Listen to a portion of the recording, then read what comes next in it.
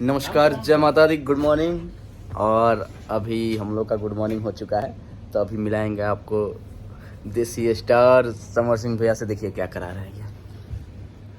नमस्कार, कैसे हैं आप लोग। अभी देखिए मेकअप जारी है और हम लोग अभी शूटिंग पे। एक आदमी जबरदस्ती कैमरा मारना चाहते हैं। कोई मतलब भी नहीं आने का। आते भी तो कोई अच्छा, ये मेकअप से हानि कुछ होता है? हानि क्या होगा, यही कहानी है। यही हानि कुछ नहीं है, यही रोज की कहानी है।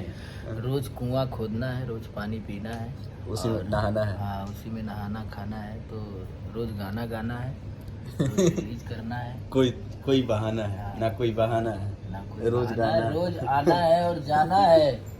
अब कहाँ मेरा ठिकाना है, ये किसी को क्या बताना है, हैं? सही जाना है। और ये निशांत में है निसंतान जी।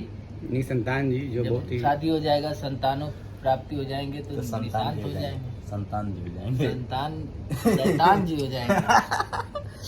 तो अभी फिल्म का सेट तैयार हो रहा है।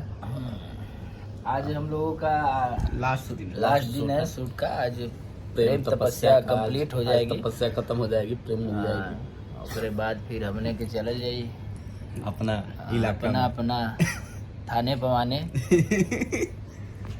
और इधर माननीय, सम्माननीय, आदरणीय, परम आदरणीय, परम श्रद्धेय श्रद्धे ऊपर दिख रहा है क्या मुझे?